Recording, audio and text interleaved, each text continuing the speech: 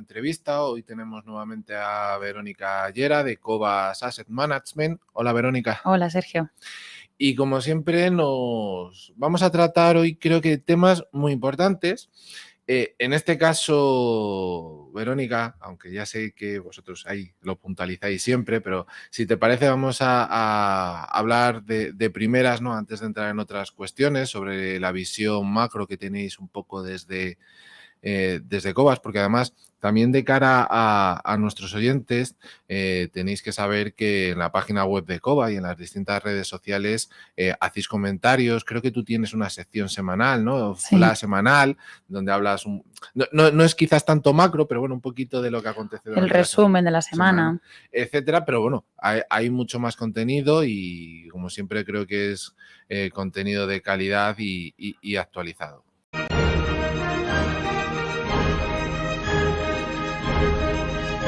Sí, efectivamente, nos esforzamos mucho por divulgar la educación financiera en general, pues tocando bastantes ámbitos y uno de ellos, pues sí que es verdad que es lo que comentas de que hacer un pequeño resumen de lo que ha acontecido en la semana anterior y bueno, en general también situar un poco los acontecimientos más importantes que puedan estar ocurriendo en los mercados.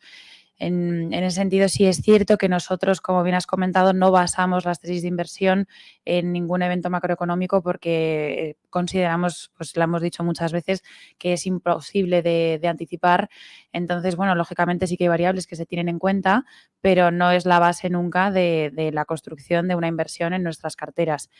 Dicho lo cual, ¿cuál es el escenario actual? Poco ha cambiado, digamos, de lo que ha acontecido en 2022. Realmente la narrativa sigue dominando pues vía de los datos que se publiquen de inflación y las consecuencias que ello tenga.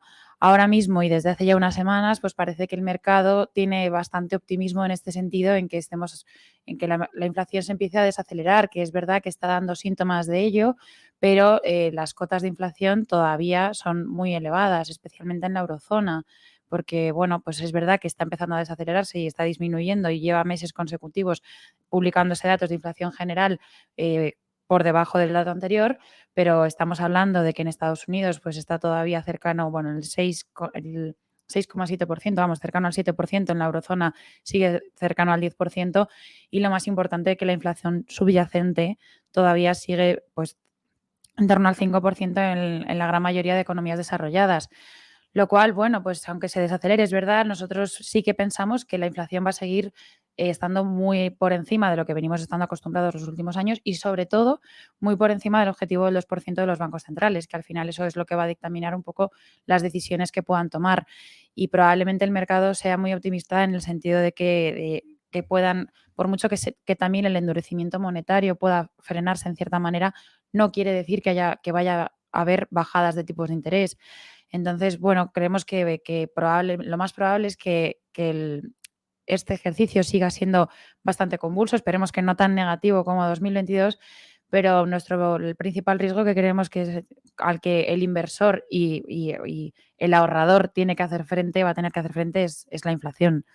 Y en ese sentido, pues seguimos pensando que estamos bien posicionados, que la composición de las carteras y las tesis de inversión han demostrado, porque al final es algo que ya no es el 2022, también es el 2021, hemos podido ir monitorizando y siguiendo que el impacto en el grueso de nuestras inversiones no está siendo especialmente negativo e incluso en algunas circunstancias han salido reforzadas muchas de las compañías que tenemos en los fondos, ¿no? Entonces, pues creemos que sigue siendo una de las, si no la mejor, de las mejores opciones para proteger nuestros ahorros, el estar invertidos en renta variable, porque, bueno, pues hacer frente a estos umbrales de inflación es muy complicado.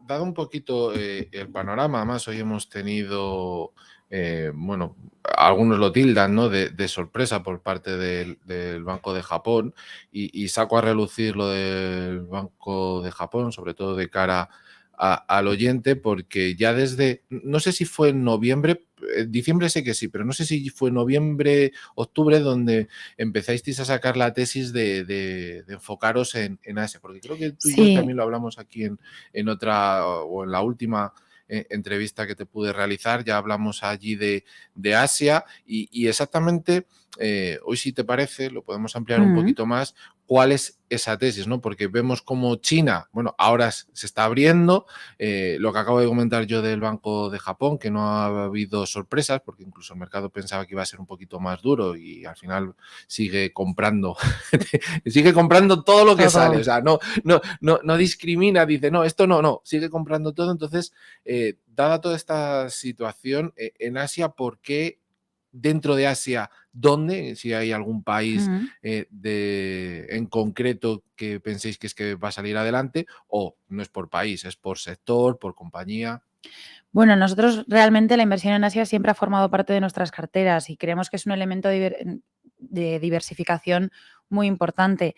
Tenemos la suerte de contar dentro del equipo de análisis con uno de nuestros compañeros que está basado en Shanghai, que es Min Kun Chan, y de hecho tenemos un vídeo en nuestro canal de YouTube explicativo un poco de toda esta tesis de inversión, pero bueno, en esencia pues es fundamentalmente a raíz de analizar también la competencia de tesis que tenemos no enfocadas en Asia, en esas tendencias que pueden tener esos negocios en el continente asiático y encontrando nuevas oportunidades de inversión también a raíz de todo eso, que al final pues muchas veces son países bastante difíciles de acceder, es decir, hay bastante opacidad y no solo hablo de China, sino también la dificultad a nivel idioma.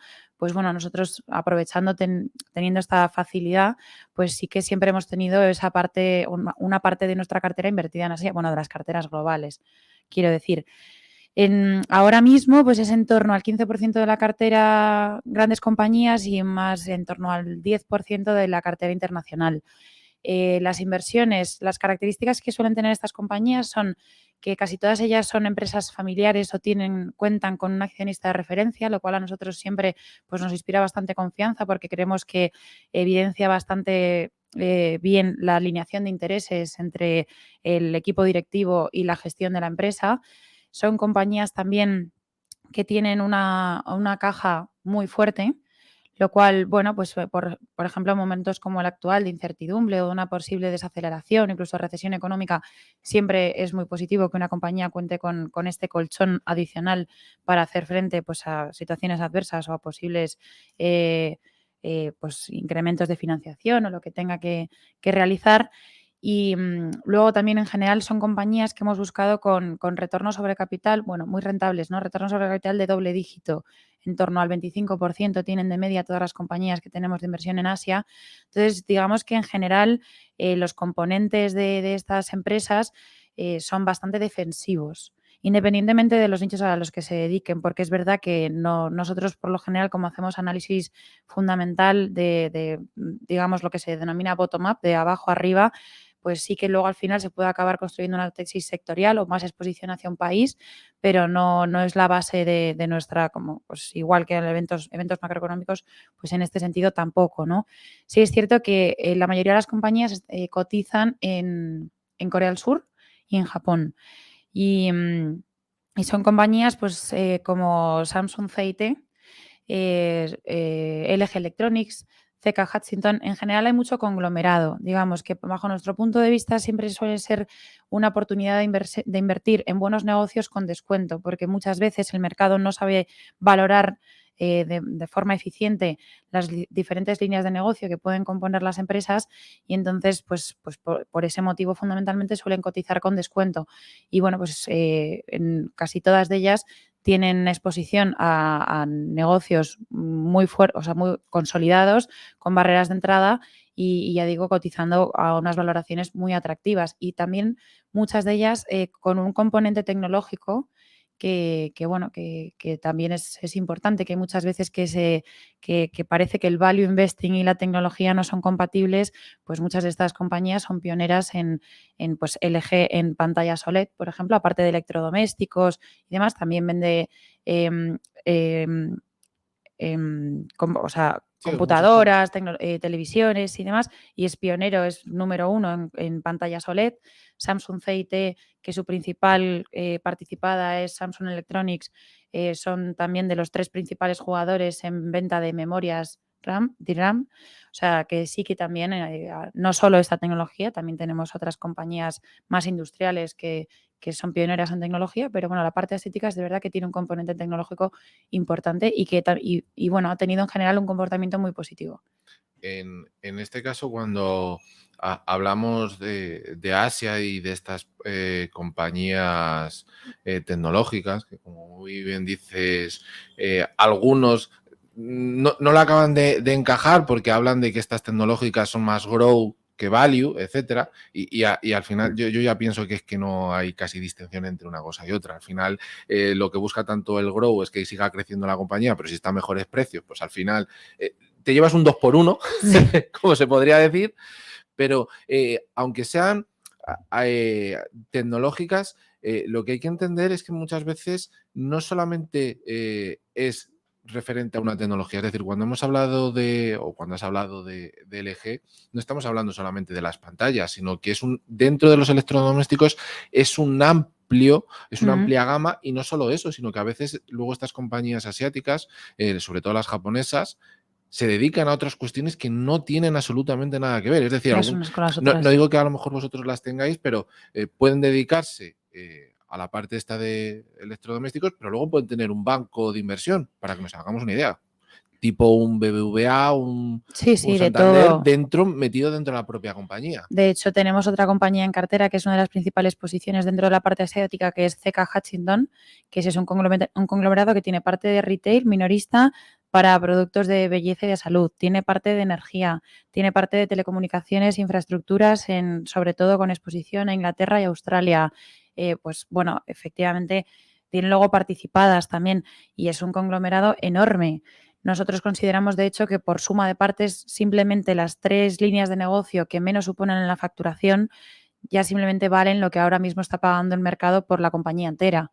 Y bueno, pero es que es verdad que muchas veces como hay tanta diversidad de negocios y es muy difícil a veces de entender cada línea y lo que supone y lo que reporta a la matriz, pues bueno, es uno de los motivos por los que muchas de esas compañías suelen cotizar con un descuento en valoración muy importante. Y vosotros que tenéis cierto volumen, me refiero al volumen de que manejáis mucho dinero, no sois una gestora pequeñita, de cara, muchas veces cuando se habla de Asia, el problema es para ir a comprar esas acciones. Es decir, si a lo mejor voy yo a nivel particular a través de un broker, puedo comprar X acciones y no pasa nada, pero cuando soy ya entes como el vuestro, etcétera, ir a comprar esas acciones al mercado, ¿cuesta o eso es un mito que hay que empezar ya a quitar? No, depende. O sea, es verdad que, por ejemplo, la inversión en empresas de pequeña y mediana capitalización es mucho más compleja y a nivel regulatorio también es mucho más tedioso, pero en general nosotros en los mercados en los que estamos presentes no tenemos ningún problema en ese sentido. Además que las compañías en concreto asiáticas sí que son de un tamaño más elevado, sin ser gigantescas, pero sí que son de un tamaño superior.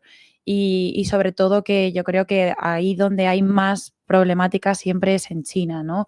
Y es donde, pues al final también a nivel regulatorio y con el intervencionismo que hay en general en el mercado asiático en todos los sentidos, pues es donde hay bastantes más trabas y es uno de los motivos por los que nosotros, especialmente en China, no tenemos presencia. Eh, y quizás incidiendo un poco en esto, sin querer ser pesado, pero en las que son familiares, ¿Mm? ¿ahí encontráis alguna pega o alguna dificultad? ¿O como cotizan en bolsa, en definitiva llegáis, compráis acciones? Claro, totalmente. Si es que además es un criterio que establecemos bastante a nivel global. Nos gusta mucho que las compañías tengan esta presencia porque suelen ser empresas que tienen una gestión más conservadora, que fomentan la prevalencia de la empresa, no suelen acometer ningún crecimiento inorgánico mal enfocado o mal financiado. Y bueno, la realidad es que además los estudios, ¿no? Las estadísticas demuestran cómo el comportamiento a nivel bursátil de este tipo de compañías es superior y sobre todo en momentos de crisis suelen ser mucho más resilientes.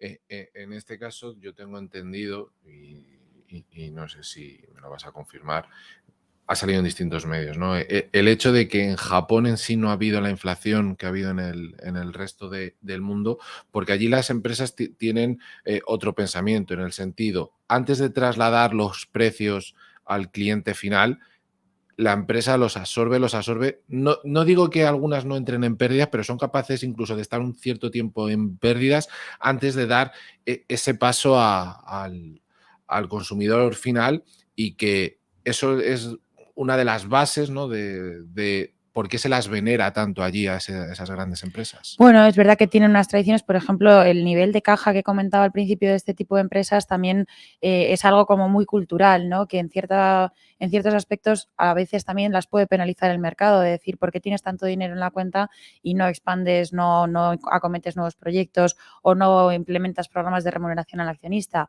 Que por otra parte, pues al final también estando el mercado acostumbrado a que eso sea así, tampoco se penaliza en exceso este aspecto, ¿no? Pero yo creo que el tema de la inflación fundamentalmente en Japón es un tema del intervencionismo que todavía, o sea, a nivel monetario, quiere decir, las políticas tan expansivas que están implementando que lo único, digamos, el único endurecimiento que hicieron fue, como has comentado, a finales del año pasado, que ampliaron la banda de fluctuación de la curva de tipos de interés, sobre todo porque controlan el movimiento del bono a 10 años, ampliaron ese rango y bueno, pues por supuesto enseguida el mercado corrigió esos precios, pero vamos, ahora han vuelto a situarla en el horizonte donde lo han tenido siempre, los tipos siguen en negativo y bueno, pues es muy difícil que probablemente salgan de ahí sin y no sé, la inflación a saber si les llega o no les llega, pero claro. Y por último, lo que es la relación, bueno, entiendo que como has dicho tenéis un compañero allí Ujú. en China, la relación luego con los directivos, bueno, en este caso podría ser la familia, etcétera, es fluida como puede a lo mejor ocurrir con la relación con inversores institucionales por parte de aquí en Europa o en Estados Unidos, o allí también hay que ir con cierta calma. No, en general sí es verdad que a lo mejor puede estar menos establecido, menos normalizado ese flujo de información, pero sí que tenemos accesibilidad sin ningún problema y a todo, porque a nosotros nos gustan no solo a los equipos directivos. Nosotros cuando tenemos una posición fuerte en una compañía, al final es efectivamente hablar con el equipo directivo, con relación con inversores, con propios trabajadores, con por supuesto proveedores, competencia. O sea, el análisis es muy exhaustivo y sí tenemos acceso a esa información. Ahora, si te parece, ahora vamos, sobre todo de cara al oyente, y le vamos a dar un mandazo y vamos a cambiar a un sector que incluso puede que a lo mejor tengáis alguna compañía japonesa, que bueno, sí, en parte tenéis, ¿no? Porque tenéis vamos a hablar del sector del automóvil y tenéis Ujú. a Renault, que es Renault-Nissan. Sí, Con lo cual, en parte, exposición sí, claro, to- claro. todavía seguimos hablando un poquito de Japón. Con todo este, no sé si decir resurgimiento, ¿no? Que nos intentan, y esto lo añado, ¿no? Nos intentan meter ahí con calzador como sea posible el tema de los coches eléctricos, etcétera. Vosotros que tenéis participación en Renault, eh, ¿cómo veis vosotros realmente ese desarrollo a futuro? ¿No? Yo voy viendo distintos profesionales que van hablando de que el coche eléctrico eh, no tiene futuro, sino que están lanzándolo, pero va a venir otro coche, no sé si será el de hidrógeno, etcétera, por una serie de componentes que no hay para recargarlos, lo que se tarda en recargarlos, bueno, un largo etcétera, ¿no? Desde Cobas, vuestra tesis exactamente cómo es de cara al futuro. O sea, sí que la transición energética se aplica a muchísimos ámbitos y entonces, lógicamente, este cambio para el sector automovilístico es una realidad. Lo que pasa es que el mercado desde el principio descontó que la penetración del coche eléctrico iba a ser muchísimo más rápida de lo que realmente ha sido y de lo que se puede realizar a día de hoy, pues por un tema de costes, de producción de baterías, de autonomía de los vehículos, luego, por supuesto, de precio para el cliente final, porque lógicamente es muchísimo más caro que un vehículo de propulsión tradicional. Y entonces, bueno, nosotros no tratamos de identificar cuándo o quién va a ser el ganador del coche eléctrico, sino efectivamente analizar las dinámicas que están impactando en el sector y quién va a salir mejor posicionado o no. Y de hecho, Renault ha sido pionero desde el principio en la fabricación del vehículo eléctrico, de hecho mucho antes que Tesla. Y este es uno de los aspectos bueno, que creemos que por supuesto le está beneficiando, el conocimiento que tiene a nivel de baterías y sobre todo un aspecto, por ejemplo, muy interesante es que ellos ya están empezando a desarrollar herramientas de reciclaje de baterías, porque son de los pocos fabricantes que tienen la vida útil de tener vehículos con más de 10 años eléctricos en el mercado y bueno, pues habrá que empezar a retirarlo. Entonces, en este sentido, están desarrollando pues tanto a nivel tecnológico como de procesos para implementar toda esta logística, digamos, que va a tener que tener cualquier fabricante de vehículos, y entonces probablemente sean pioneros en esta implementación y se hagan beneficiados y tendrán unas barreras de entrada que les aportarán una serie de beneficios, no sabemos con cuántos años, pero que sí que tienen esa ventaja competitiva a día de hoy. Entonces, es más el identificar, ya digo, las ventajas competitivas que tengan cada fabricante, porque, bueno, fabricantes o fabricantes de componentes, ¿no? Los suppliers.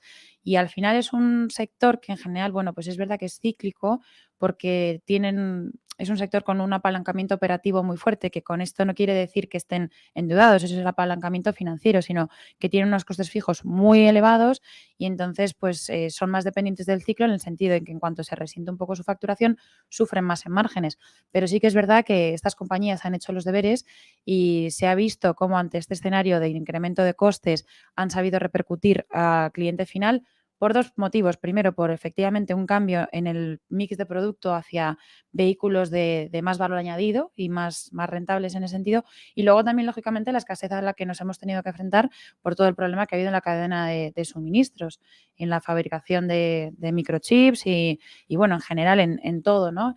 Y también es uno de los motivos que al final les hace más defensivos a estas compañías ante este posible escenario de desaceleración, en el sentido de que toda la cartera de pedidos que tienen todavía por delante y los retrasos que ha habido en estas entregas, pues pese a que haya una posible desaceleración por una recesión o por la inflación y demás, al final tienen una visibilidad ahora mismo muy importante gracias a esta situación previa de la que venimos.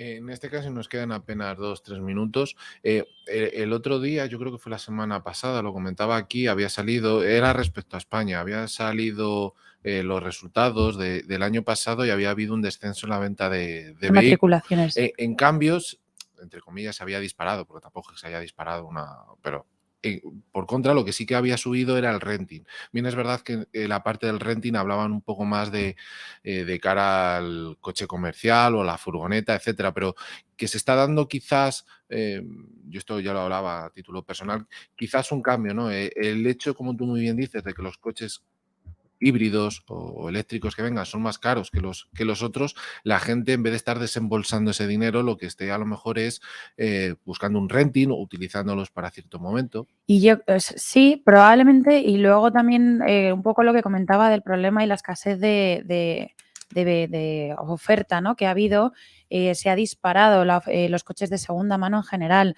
De hecho, ha sido uno de los componentes que más ha explicado los repuntes de inflación, especialmente en Estados Unidos. Entonces, ha sido un poco también vía ese problema en la cadena de suministros que ha fomentado también la financiación o compra de vehículos por otros canales, no el tradicional. Ya para terminar con esta pregunta, no va a buscarla, o sea, no voy a, a pillarte, pero el hecho de que tenga una financiera Renault, pero ahora que esté empezando a relucir, que se empieza a publicitar, por lo menos en España, no digo a nivel internacional, la parte esa del banco que tienen Ujú. también, vosotros, que sé que la parte de value, digamos que huye de los bancos, etcétera, ¿cómo lo estáis empezando a ver? Quizás no os guste. En absoluto, es una parte del negocio que siempre hemos tenido en cuenta, porque muchas de las compañías, de los fabricantes, la tienen integrada y, de hecho, es una de las partes del negocio más rentables porque normalmente suelen aplicar tipos de interés a esas financiaciones muy por encima del mercado bancario. Entonces, bueno, nunca va a ser el grueso porque de la valoración, pero no lo vemos como algo negativo. Vale, pues Verónica, un placer tenerte como siempre aquí. Muchas gracias. Con esta última respuesta de Verónica terminamos el programa por hoy. Espero que os haya gustado y nos vemos mañana. Un saludo.